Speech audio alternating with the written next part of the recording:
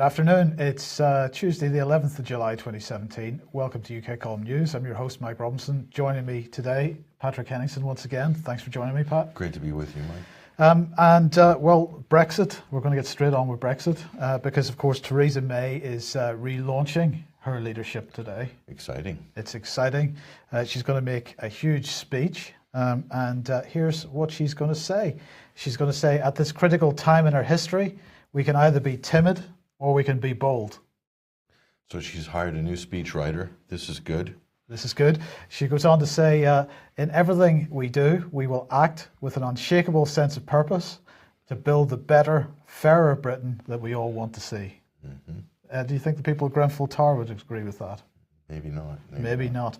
And she says, so please, Jeremy, please, let's form a government of national unity. Please, please.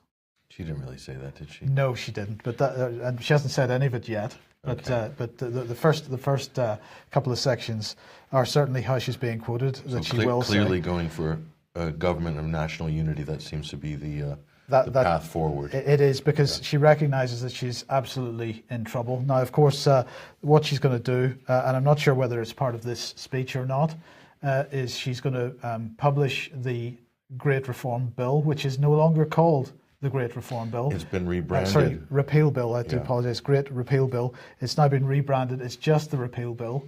And of course, nothing is getting repealed except for the one Act of Parliament, which is the European Communities Act 1972. So that's going to get repealed. But the rest is not about repeal. In fact, it's about the acquis communautaire, which is the entire body of EU legislation, which is going to be transposed into British domestic legislation. That's what the Great Repeal Bill is, in typical Theresa May style, giving it a name which is 180 degrees out from reality. A lot of rebranding going on this week. Absolutely. And her main concern is that she's not going to get support for the Great Repeal Bill. There are going to be a huge number of amendments.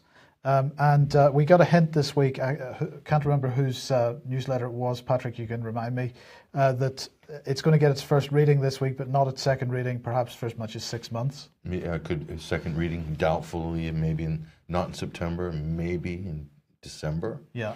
Not only that, but there's talk also, and I think this is worth noting, that quite a lot of the legislation coming under the jurisdiction of the European Court of Human Rights, this could be still on the books and active as European legislation for up to possibly more than 5 years.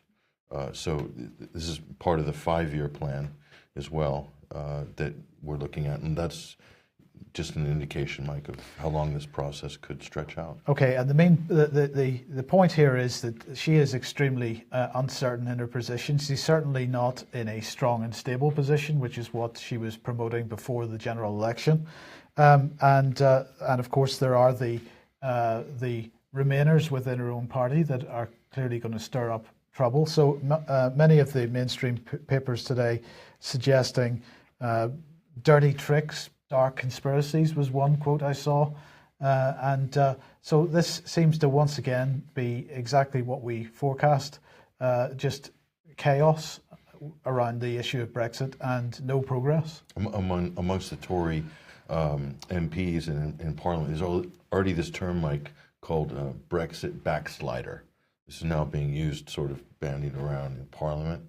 And reversers, this is another term, reversers. This is within the Conservative Party. So you can already see the sort of scenes being set, Mike, for these sort of what looks like maybe the eventual gradual letdown of the previously staunch, hard position of we're going to have a hard Brexit, then soon it's going to be a soft Brexit, and then very soon after that, no Brexit whatsoever. And more people saying exactly that, no Brexit whatsoever. Okay, well, let's move on to Grenfell then, because Grenfell Tower continues to throw up surprises.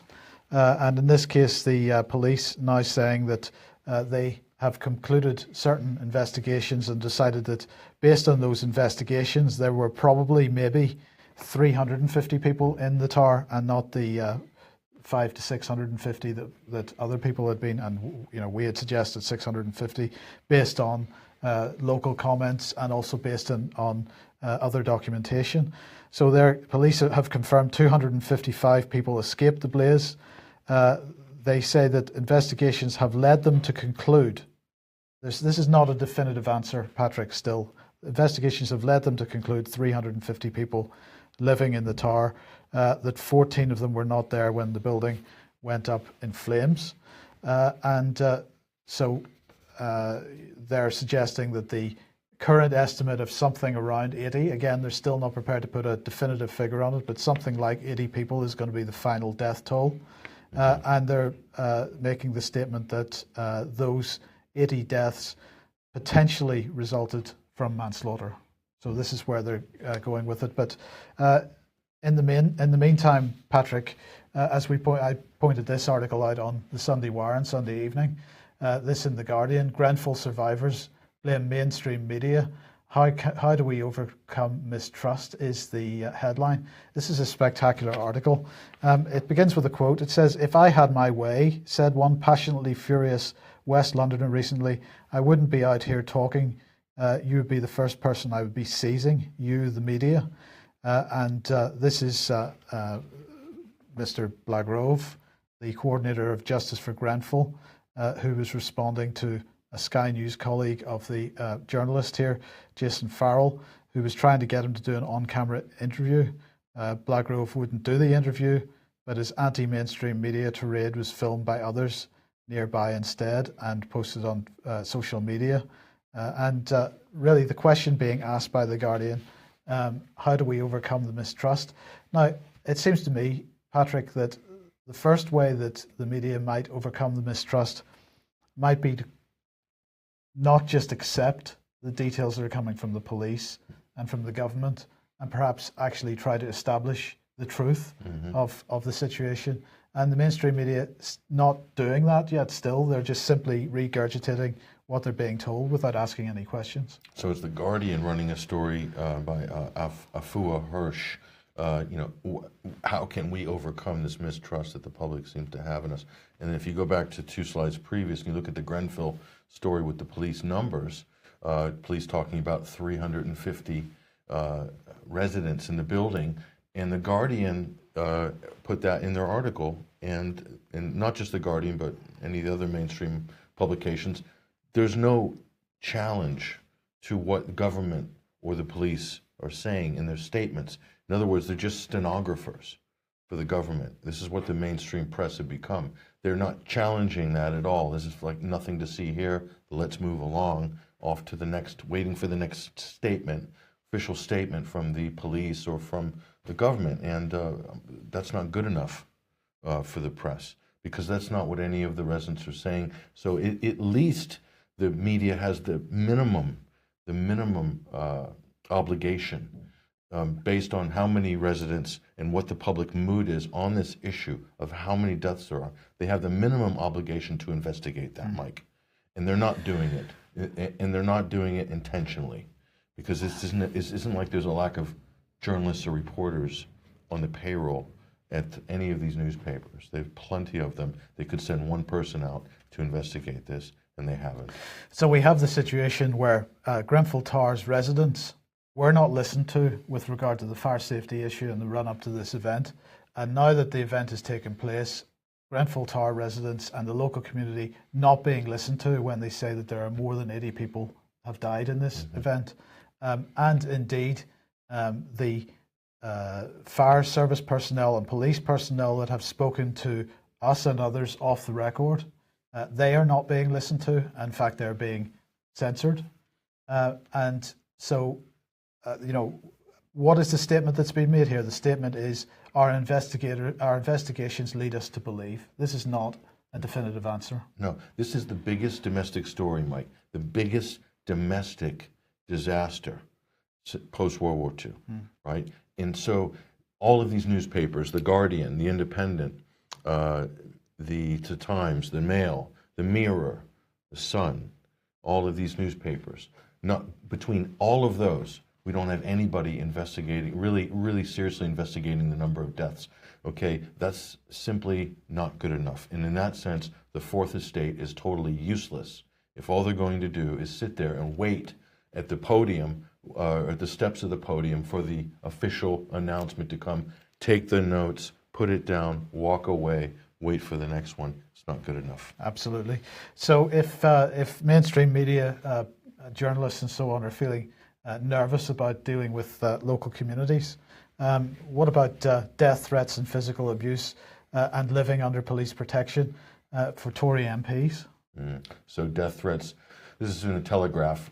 This was a story that I think was printed on Sunday. It's the Sunday Telegraph. So Tory MPs apparently suffering all sorts of abuse and death threats, we're told in this article. And it's a shocking reality of my life on the campaign trail as a Tory MP. This is just one particular story in here. But I thought it was interesting that this is the Telegraph taking absolutely a partisan editorial line here. You know, as if Tory MPs are the only ones really under the gun with regards to what the public feel about politicians is simply not true. If they just have to put themselves in Tony Blair's shoes. I mean, if someone put up money for a bounty really to arrest Tony Blair. I mean, so that's 2010. That's 2010, yeah. So he's been in hiding really overseas and this is the former prime minister. He's new Labour leader. And so to say that this is just a Tory issue, Mike, I think is really disingenuous at best. So, I mean, Pat, what do you think is at the heart of the thinking of the average journalist or the average MP that they claim to not understand why the public mood is as it is? Well, you just really, and we'll go back to the previous statement we just made. Look at the Grenfell Tower story. Why are the public so upset? Why are they distrustful? Is because they're naturally skeptical, or they're paranoid, schizophrenic conspiracy theorists, or is there some actual justification for those feelings? Is it based on a pattern of behavior? Is it based on being in a political bureaucratic elite that seems to be out of touch? That's the way the public is perceiving their elected representatives and their bureaucracy. And there's a reason for that. And there's a reason why Grenfell Tower disaster happened. And it wasn't the fault of the people living in those buildings. And those are all the people that have these feelings about government and about the mainstream media.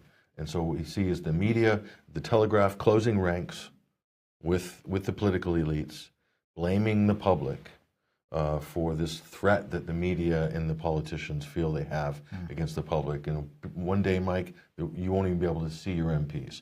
You'll just be able to see them on the internet. And you'll never actually be able to see them face to face because they'll think it's just not safe enough. I think that is exactly where we're going. Okay, well, of course, one of the things that Theresa May has announced is that she's going to be focusing on employees' rights.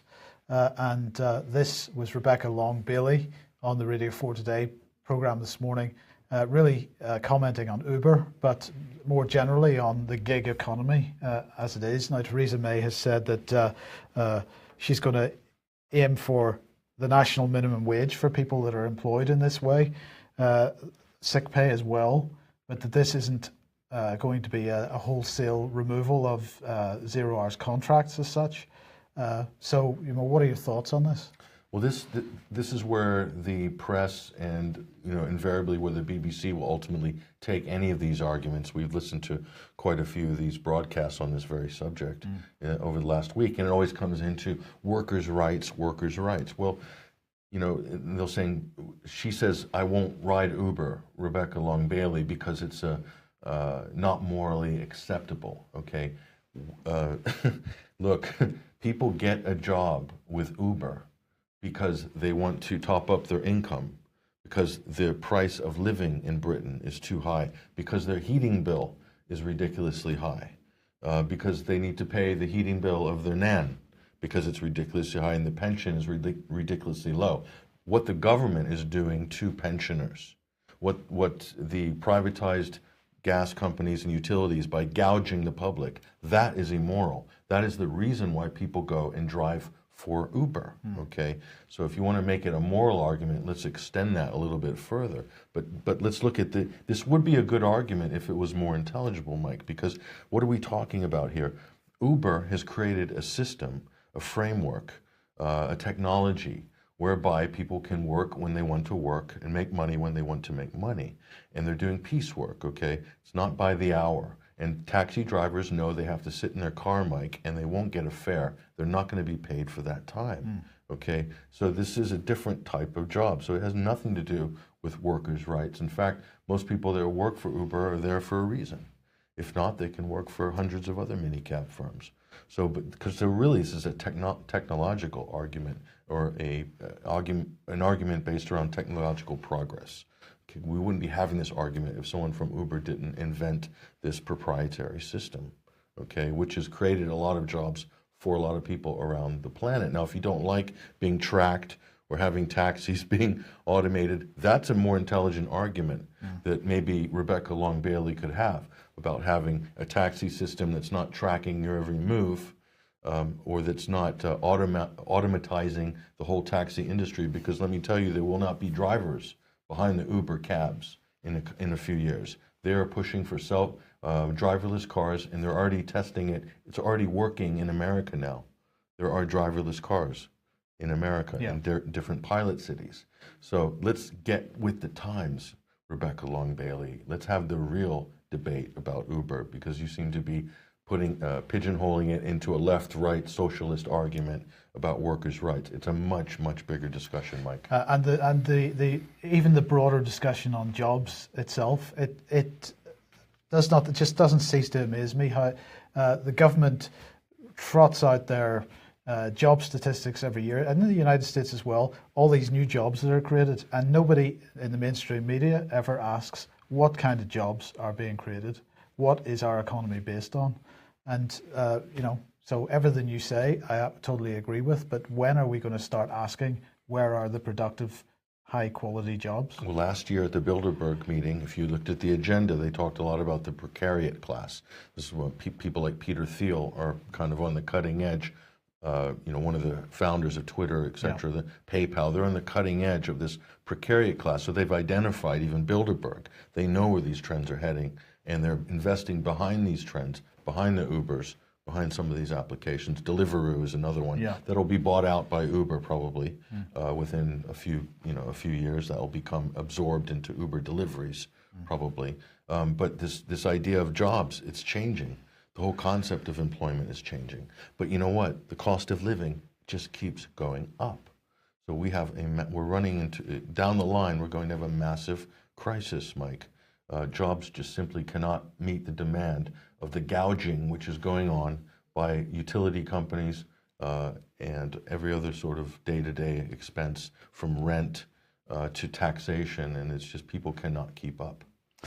Okay, well, let's move on to sovereignty and where sovereignty lies, Patrick, because you've posted a comment on 21st Century Wire over the issue that was, I think you've chosen the Daily Mail's article here to comment on, but armed US immigration officers to be stationed in UK airports. Extraordinary as it may sound, this is actually being proposed right now as we speak. Every mainstream outlet, or at least newspaper, ran this story 2 days ago. We just chose the Daily Mail's here. But so what they're doing is they're proposing this to roll this scheme out at a couple of smaller airports. I think Manchester and Edinburgh would be the sort of pilot scheme. Now, the United States has already done this, and with Shannon Airport, I think, in Ireland, and another Irish airport. But so the idea behind this is that they sell this to decrease waiting time in immigration queues for people traveling to the United States. So my question is, and this is another media issue, of all of these mainstream articles, Mike, not one of these papers questioned why U.S. immigration officers have to be armed in UK airports. I did not see that question. So what that tells me is this came off the conveyor belt of press releases from the government or the U.S. Embassy or whatever, and nobody questioned it. They copied it, pasted it, and it ran as a feature story. So we've asked the question at 21st Century Wire, why do these U.S. officers need to be armed? Because we already have British armed police at airports now. So why should the U.S. be? And so a lot of interesting comments have been raised on social media. I don't want to get into it, but I think the underwear bomber was mentioned. So I'll let you pursue that in your own time. Okay, well, and Donald Trump, your president, is due to set for a state visit next year. It was interesting that certain MPs, pretty unhappy about this, Crispin Blunt, for example, well, in the Commons this morning, they were talking about the anniversary of the Pilgrim Fathers heading over to the United States and how we were going to celebrate that. And Crispin Blunt suggested, well, perhaps we could put back Donald Trump's state visit so that it coincides with the anniversary in 2020. So clearly some MPs are pretty unhappy that Donald Trump is coming. There's still debate about whether he's going to be allowed to speak in Parliament. It sounds like probably not. So the hysteria amongst the elites continues. Well, if they're going to allow the U.S. to have armed officers in British airports, why not let Donald Trump over? I mean, he was over every 2 weeks before he was president, and all of a sudden he's not allowed to come to the UK now. So I think there's a lot of people that don't want Trump over here for political reasons. But because it could radically trigger some kind of massive shift.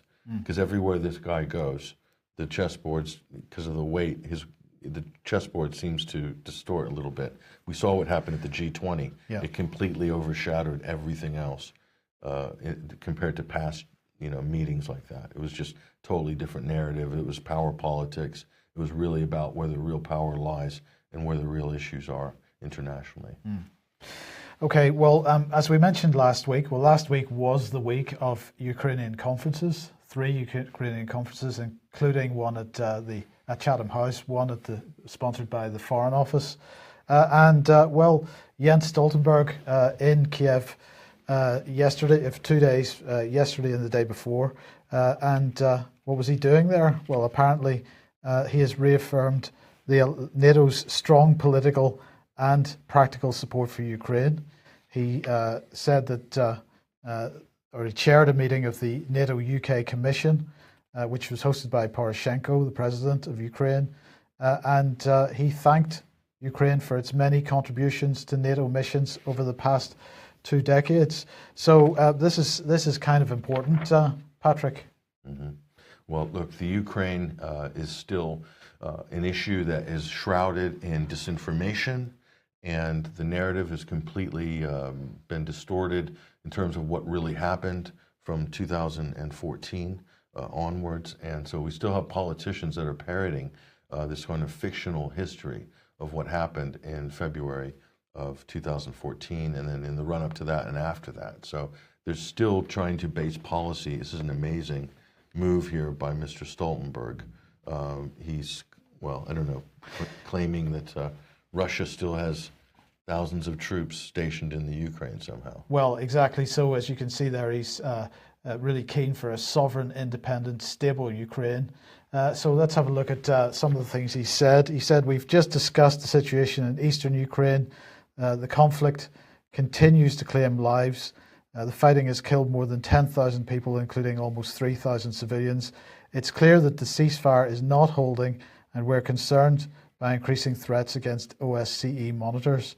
The Minsk agreements remain the only path towards peace. Russia must withdraw its thousands of soldiers from Ukraine and stop supporting the militants with command and control and military equipment. Which thousands of soldiers are those? Well, I think Jan Stoltenberg here from Norway is conspiracy theorizing, as everybody seems to be doing in Washington as well on this issue and in London and around Europe. So thousands of Russian troops in the Ukraine. Is he talking about in eastern Ukraine? Is he talking about the Crimea? It's unclear. And I think there's a lot of people that are using this unclarity in order to sort of push disinformation out to the public. Russia has stationed at their Black Sea Fleet naval base around Sevastopol, 26,000 Russian troops long before the crisis took place in the Ukraine. In fact, that has been Russia's main naval base, Mike, since the time of Catherine the Great in the late 1700s. So to suggest that somehow Russia's occupying the Crimea or occupying the Ukraine is not true. And this is the head of NATO. This is amazing. Absolutely. So let's look at what else he had to say. Russia must withdraw its thousands of soldiers from Ukraine and stop supporting the militants with command and control and military equipment. NATO stands firm in our support for Ukraine's sovereign and sovereignty and territorial integrity, we do not and we will not recognize Russia's illegal and illegitimate annexation of Crimea. Well, that's an interesting term, annexation, and you hear that pushed around a lot by Western anti-Russian politicians. And the fact of the matter is, Mike, that Crimea was only a part of the Ukraine, I believe, since the mid-1950s. So in effect, Russia reunified with Crimea, because before that it was part of Russia proper. And so if it's just that one word makes a big difference. You could say the same thing. Eastern Europe or East Germany. East Germany was separated from Germany for a period of time, similar time frame, and then it was reunified with West Germany. West Germany didn't annex East Germany, so certainly one could even take that line of approach when looking at this issue. They did have a referendum, by the way. I know it's not recognized by the West, but I think 90+% of the people in Crimea voted that they didn't want have anything to do with the coup and the military junta in Kiev, and so they voted to join the Russian Federation, which is kind of a no-brainer considering what was going on at the time. So, you know, is that democratic process worth anything? Is that referendum 90+%? Is that a mandate? 90%. I don't know if it's good enough for the EU. Maybe not. Yeah. So, well, let's mention Mosul again, because we mentioned this yesterday. Mosul was announced to have been liberated, and if you remember, we pointed out that Michael Fallon had said this, that he congratulated Prime Minister Abadi and the Iraqi forces who had been fighting on the ground with great bravery and care against a brutal opponent, and we were really pointing the hypocrisy of Michael Fallon, because of course he didn't make any such congratulations to Bashar al-Assad. In fact, quite the opposite. He criticized the Russians and the Syrians very heavily for the civilian implications of the action in East Aleppo. So I just thought we would have a look at what the situation for civilians in Mosul is. And I'm sorry we have to use Amnesty for this, but they have produced the statistics. They say the civilian catastrophe, more than 600,000 people affected by it, 5,805 civilians injured, and so killed, and so on. The Mosul operation had a huge toll on civilians, and this was mostly ignored by the mainstream media in Mosul because it didn't fit with the narrative of the criticism of Assad over Aleppo. And the other thing, let's criticize Amnesty just a little bit, because the sort of header image that they have on this page, the page is useful, but nonetheless, at any cost is the headline, "The Civilian Catastrophe in West Mosul, Iraq," because really it has been at any cost, and Amnesty hasn't really been focusing on this issue and hasn't been focusing on how this situation arose in the first place, Patrick. Well, it's seen as a little more sort of acceptable politically because Obama is no longer president. So for the liberal left-wing organization like Amnesty International, Donald Trump is president. So it's a little bit, they have a little bit more sort of leverage or incentive politically maybe to go with that. But what Amnesty is not showing you, if you go back, this is interesting. Look at the wording here: at any cost, civilian catastrophe in West Mosul. So they've already basically divided Mosul into East and West. So they've delineated the difference between East and West Mosul. They never did this for 3 years in Aleppo. They didn't say East Aleppo, West Aleppo. They said Aleppo was under siege. Not just Amnesty, but the whole Human Rights Watch, the mainstream media. So all of a sudden they've found their compass and they're able to read battle maps now.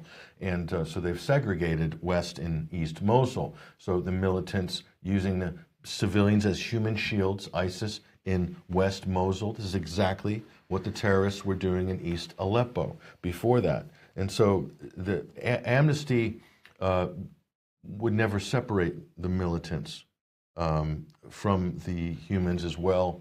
If you look at go back to the death figures, Mike. Yeah. Go back to the casualty figures. So look at that, 5,805.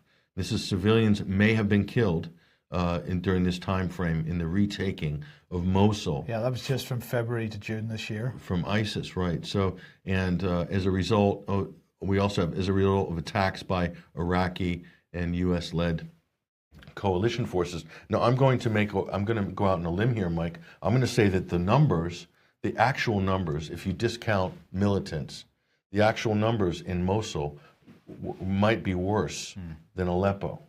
So what the coalition did, what the U.S.-led coalition did in Mosul, killed more civilians possibly than what the Syrian army and the Russians did in Aleppo. Because you have to remember, there were much more al-Nusra fighters, Arar al-Sham, and a host of terrorist fighters in East Aleppo. The numbers, I think, were far greater on the aggregate than ISIS fighters who are occupying this part of Mosul, which was contested recently.